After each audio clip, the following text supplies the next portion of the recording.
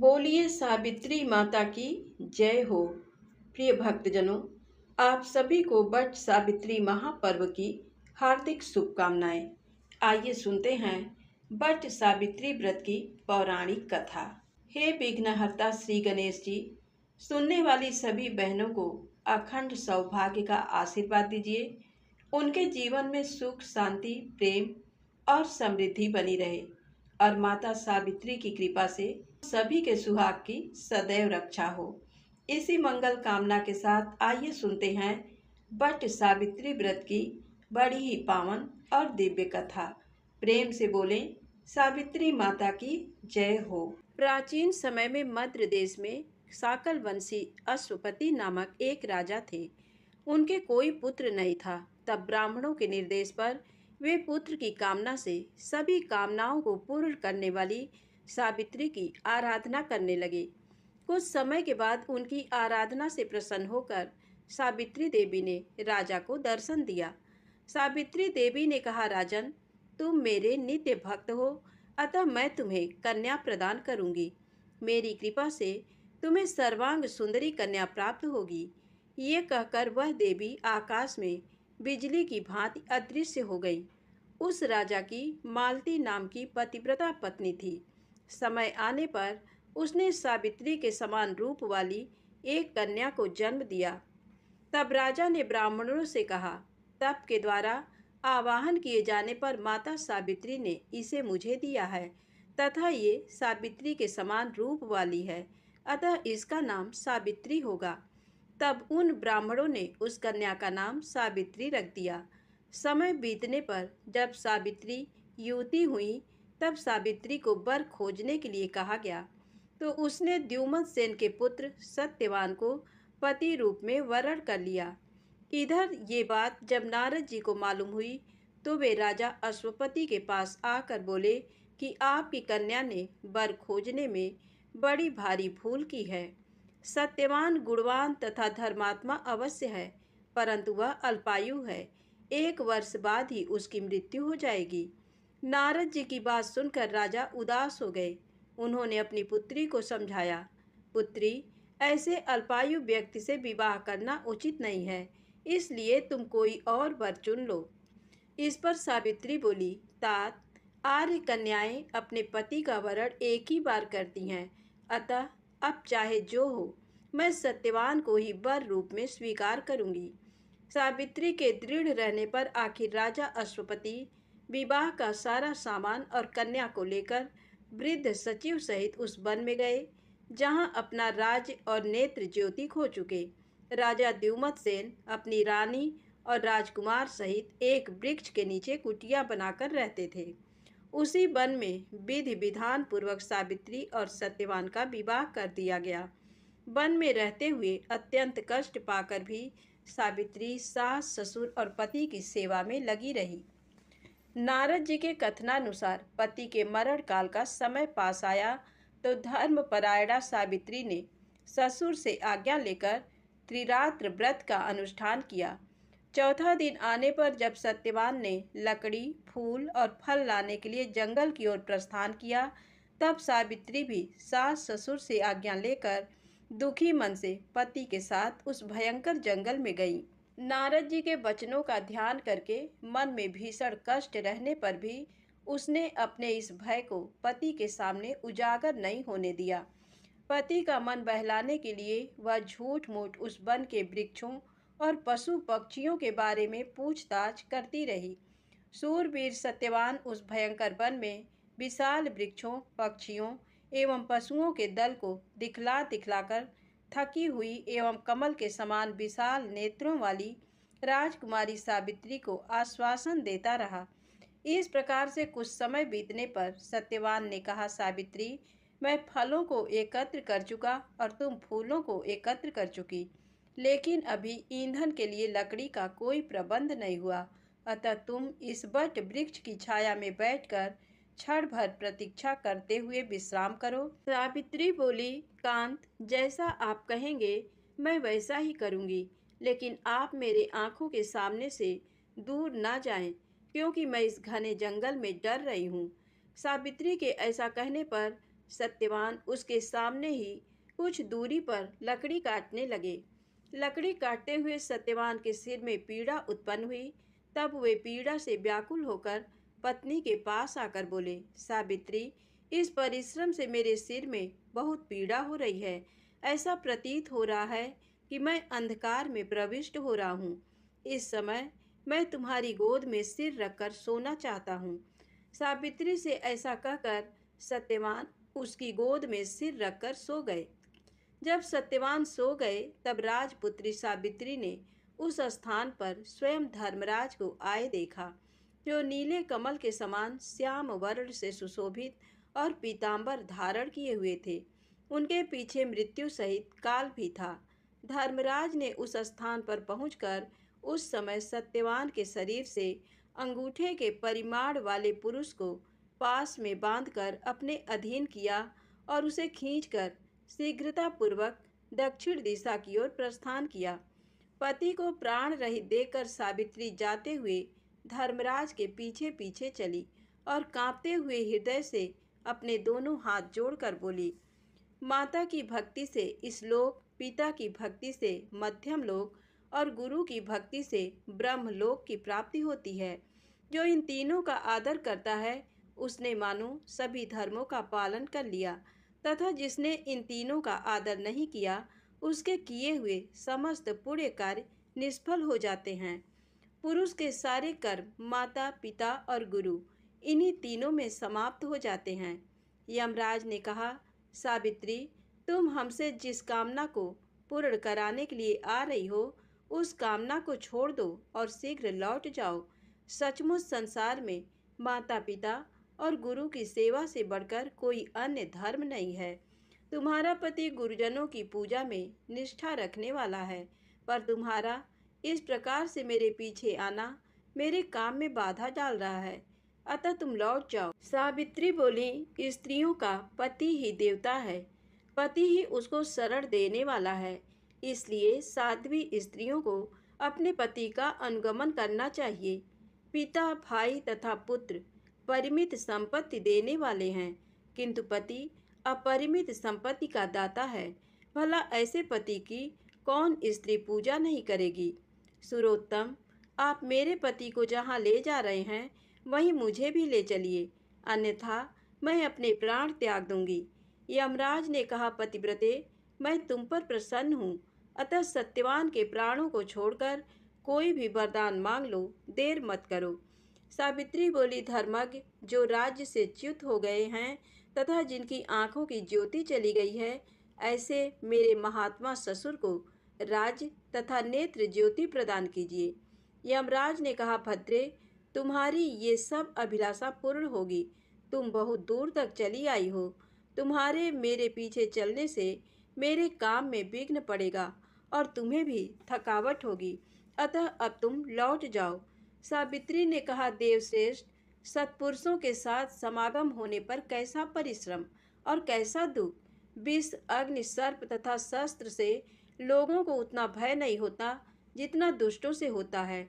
जिस प्रकार सत्पुरुष अपने प्राणों का विसर्जन करके भी परोपकार करते हैं, उसी प्रकार दुर्जन भी अपने प्राणों का परित्याग कर दूसरे को कष्ट देने में तत्पर रहते हैं। ये जगत सत्पुरुषों द्वारा धारण किया जाता है तथा आप उन सत्पुरुषों के अग्रणी हैं। इसलिए देव, आपके पीछे चलते हुए मुझे कुछ भी क्लेश नहीं है। यमराज बोले, विशालाक्षी, तुम्हारे इन धर्म युक्त वचनों से मैं प्रसन्न हूँ, अतः सत्यवान के प्राणों के अतिरिक्त दूसरा वर मांग लो, देर ना करो।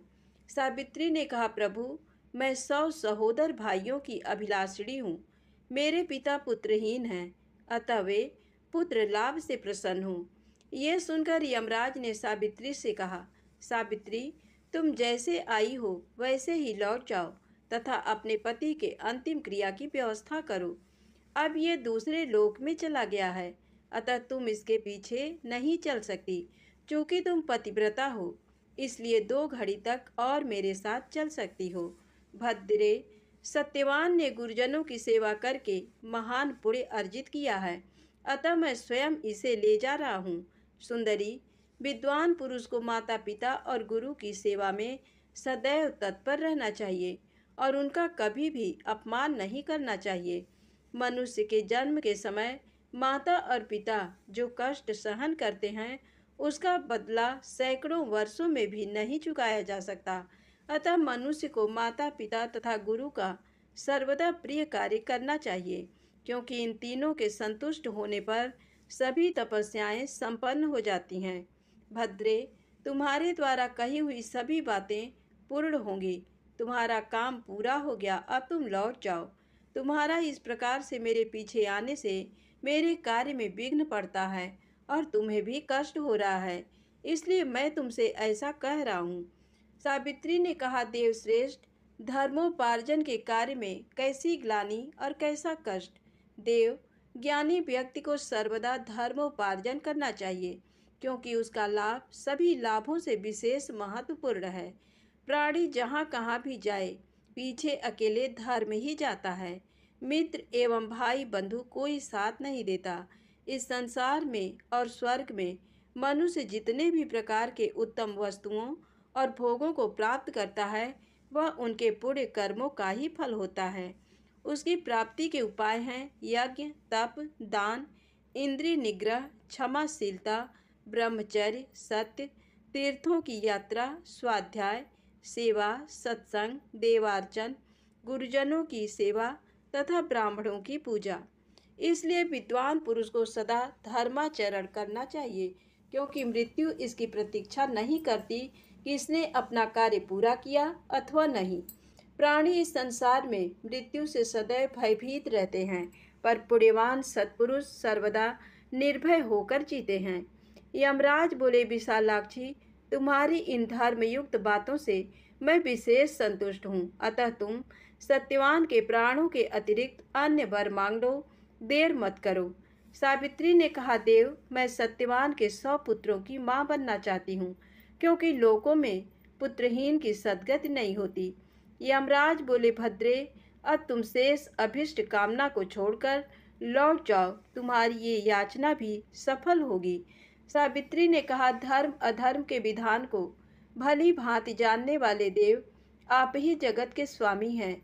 चूंकि आप कर्मों के अनुरूप प्रजाओं का नियमन करते हैं, इसलिए यम नाम से पुकारे जाते हैं। प्रभो, चूंकि आप धर्म पूर्वक सारी प्रजा को आनंदित करते हैं, इसलिए लोग आपको धर्मराज नाम से पुकारते हैं। लोग मरने पर अपने सत असत दोनों प्रकार के कर्मों को आगे रखकर आपके समीप जाते हैं, इसलिए आप मृत्यु कहलाते हैं। आप सभी प्राणियों के क्षण, कला आदि से समय की गणना करते रहते हैं, इसलिए तत्वदर्शी लोग आपको काल नाम से पुकारते हैं। देवताओं में श्रेष्ठ, अपनी शरण में आई हुई मुझ दुखिया की रक्षा कीजिए। इस राजपुत्र के माता पिता भी दुखी हैं। यमराज बोले, धर्मज्ञ, तुम्हारी स्तुति तथा भक्ति से संतुष्ट होकर मैंने तुम्हारे पति सत्यवान को मुक्त कर दिया है। अब तुम सफल मनोरथ होकर लौट जाओ। ये सत्यवान तुम्हारे साथ 500 वर्षों तक राज्य सुख भोग कर अंतकाल में स्वर्ग लोक जाएगा। सत्यवान तुम्हारे गर्भ से 100 पुत्रों को भी उत्पन्न करेगा। वे सब के सब देवताओं के समान तेजस्वी और क्षत्रिय राजा होंगे। इतना कहकर यमराज सत्यवान को छोड़कर काल तथा मृत्यु के साथ वहीं अदृश्य हो गए। इसके बाद पतिव्रता सावित्री वहां से जिस मार्ग से गई थी, उसी मार्ग से लौटकर उस स्थान पर आई जहां सत्यवान का मृत शरीर पड़ा हुआ था। तब सावित्री पति के नजदीक जाकर उसके सिर को अपनी गोद में रखकर पहले की तरह बैठ गई। उस समय सूर्य अस्ताचल को जा रहे थे। थोड़ी देर में सत्यवान ने अपनी आंखें खोली और उठकर बैठ गया। सत्यवान ने सावित्री से कहा, वह पुरुष कहाँ चला गया जो मुझे खींच कर लिए जा रहा था? यहाँ सोते हुए मेरा पूरा दिन बीत गया। तुमने भी पूरे दिन कुछ खाया नहीं, और वहाँ आश्रम में मेरे माता पिता को भी मेरे कारण दुख भोगना पड़ा। सावित्री, मैं उन्हें देखना चाहता हूँ, चलो जल्दी चलो। सावित्री बोली, स्वामी, सूर्य तो अस्त हो गए, चलिए हम आश्रम को लौट चलें। मैं वहीं सारी घटना विस्तार से आपको बताऊंगी।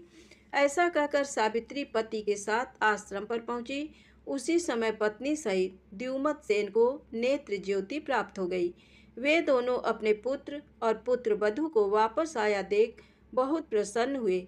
सावित्री और सत्यवान ने सपत्नीक क्षत्रिय श्रेष्ठ राजा द्युमत सेन को प्रणाम किया।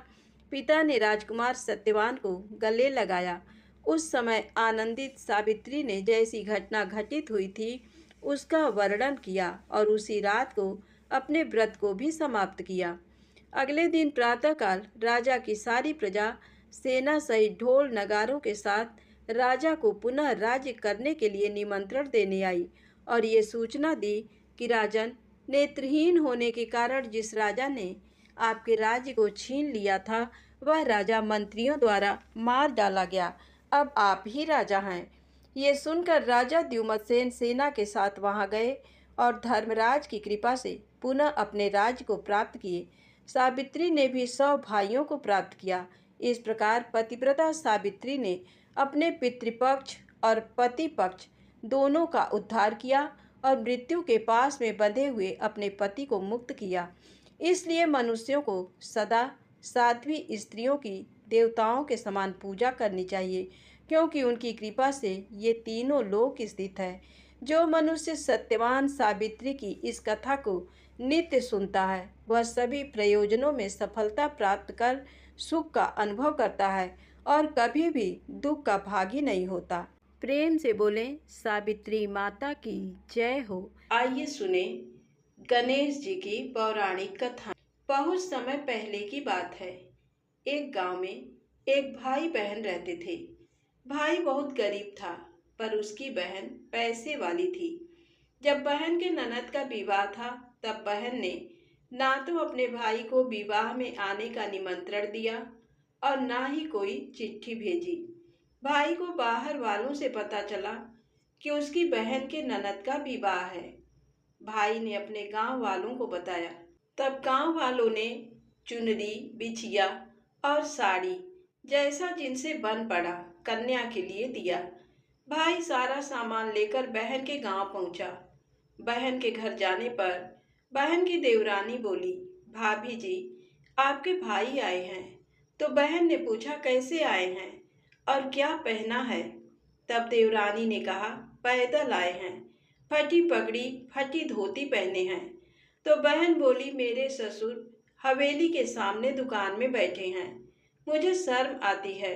भाई को बोलो पीछे के दरवाजे से आई। भाई के आते ही बहन ने भाई को एक कमरे में बंद कर बाहर से ताला लगा दिया। एक तरफ लड़की का विवाह हो रहा था, गाजे बाजे बज रहे थे, अतिथियों को भोजन कराया जा रहा था और दूसरी तरफ भाई को कोई भी पानी तक पूछने वाला नहीं था। तभी भांजे की बहू को दया आई और उसने दरवाजा खोल दिया। दरवाजा खुलते ही भाई वहां से भागा। 2 दिन के भूखे प्यासे रहने के कारण उसे चक्कर आने लगे। रास्ते में एक गणेश जी का मंदिर था, वहां जाकर वो गिर गया और रोते रोते गणेश भगवान को अपनी व्यथा सुनाई और बोला, हे गणेश जी महाराज, आज मेरी गरीबी के कारण मेरी सगी बहन ने मुझे धिक्कार दिया। घर जाने पर सभी पूछेंगे कि विवाह से क्या मिठाई लेकर आए हो, तो मैं क्या जवाब दूंगा। तब गणेश जी को उस पर दया आ गई और गणेश जी भगवान बोले, मेरे बगीचे से ककड़ी और तरबूज तोड़कर ले जा। तब भाई ने ककड़ी तोड़कर झोला भर लिया और अपने घर गया। घर जाते ही बच्चों ने पूछा, पिताजी, बुआ के यहाँ से हम लोगों के लिए क्या लाए हो? झोला खोलते ही छोटे तरबूज सोने के गेंद में बदल गए। बाकी तरबूज काटने से हीरे मोती निकले। पत्नी बोली, आप बहन के घर से इतना कुछ क्यों लाए? आपकी बहन ने हम लोगों को बहुत ज्यादा दे दिया है। भाई ने कुछ भी जवाब नहीं दिया। गणेश भगवान की कृपा से उनके दिन बदल गए। भाई का काम धंधा जोरों से चलने लगा। धीरे धीरे गहने कपड़े रहने के लिए मकान बन गए। पत्नी बोली, एक बार ननद जी को बुलाकर लाओ। तो भाई ने नए कपड़े नए जूते पहनकर रथ में बैठकर बहन को लेने गया। देवरानी बोली, भाभी जी, आपके भाई आए हैं। बहन ने पूछा, कैसे आए हैं और क्या पहना है? तब देवरानी बोली, रथ में बैठकर खूब ठाट बाट से आए हैं। बहन बोली, मेरे भाई को बोलो कि हवेली के सामने से आए, मेरे ससुर देवर जेठ देखेंगे। भाई का बहन ने खूब स्वागत सत्कार किया। भाई बोला, बहन मैं तुम्हें लेने आया हूँ। तब बहन ने कहा, मुझे भी बहुत दिन हो गए हैं, चलो मैं चलती हूँ। भाई बहन को लेकर अपने घर आया। भाई और उसकी पत्नी ने बहन का खूब आदर सत्कार किया। जो चीजें मांगी सब बनवा कर दिया। बहन बोली, भाई मुझे एक जूते चाहिए। तब भाई ने मोची को बुलाया और कहा, मेरी बहन के लिए ऐसी जूती बनाओ जो मुंह से बोले। भाई ने बहन को बहुत सारा धन देकर विदा किया, पर अभी तक वह जूती नहीं आई थी। बहन रवाना होने लगी, तभी मोची जूतियां लेकर आया। बहन की जूती पहनते ही जूतियां बोली, निर्धन भाई की पैसे वाली बहन, गणेश जी का बगीचा नहीं होता तो आज क्या करती। बहन तब भाई की पत्नी से पूछने लगी, ये कहाँ से आवाज आ रही है? तभी भाई ने कहा, सुबह का समय है, कोई जीव जंतु बोल रहे होंगे। भाई ने घोड़े गाड़ी को जल्दी जाने को कहा। बहन के जाते ही पत्नी जिद करके बैठ गई कि जूतियां क्या बोल रही थी। तब पति ने अपनी पूरी आपबीती सुनाई कि कैसे बहन ने मुझे 2 दिन भूखा रखा, कमरे में बंद कर दिया था। भांजे की बहू ने दरवाजा खोला, तब मैं बाहर आया और गणेश जी के शरण में जा पहुंचा। गणेश जी की कृपा से हमारे दिन बदले हैं। उसने अपनी पत्नी को सारी बातें बताई। तब पत्नी बोली, अगर मुझे मालूम होता तो मैं आपकी बहन को कुछ नहीं देती। मेरा दिया हुआ सब कुछ वापस लेकर आओ। तब पति बोला, भगवान गणेश ने हमें सब कुछ दिया है, अगर वह मुझे भूखा प्यासा कमरे में बंद नहीं करती तो मैं गणेश भगवान के मंदिर में क्यों जाता? क्या मैं गणेश जी को अपना दुखड़ा सुनाता? तुम अपना मन मैला मत करो, और अपने पर तो गणेश जी की कृपा है और किस चीज की कमी है। फिर दोनों गणेश जी के आगे झुककर प्रणाम करते हैं और जयकारा लगाते हैं। हे गणेश जी महाराज, जैसी कृपा आपने गरीब भाई पर की, वैसे ही अपने सभी भक्तों पर अपनी कृपा बनाए रखना। तो प्रेम से बोलिए, गणेश जी महाराज की जय हो। आइए सुने लपसी और तपसी की कहानी। इस कहानी को हर व्रत कथा के अंत में अवश्य ही सुननी चाहिए। एक लपसी था, एक तपसी था। तपसी हमेशा भगवान की तपस्या करता था, लेकिन उसे चोरी करने की आदत थी। लपसी हमेशा 1.25 सेर की लापसी बनाता और पहले भगवान को भोग लगाता, उसके बाद में स्वयं भोजन करता। दोनों भाइयों का यही नियम था। तो एक दिन किसी बात को लेकर दोनों में कहा सुनी हो गई। तो तपसी बोला कि मैं रोजाना भगवान की तपस्या करता हूँ, इसलिए मैं बड़ा हूँ।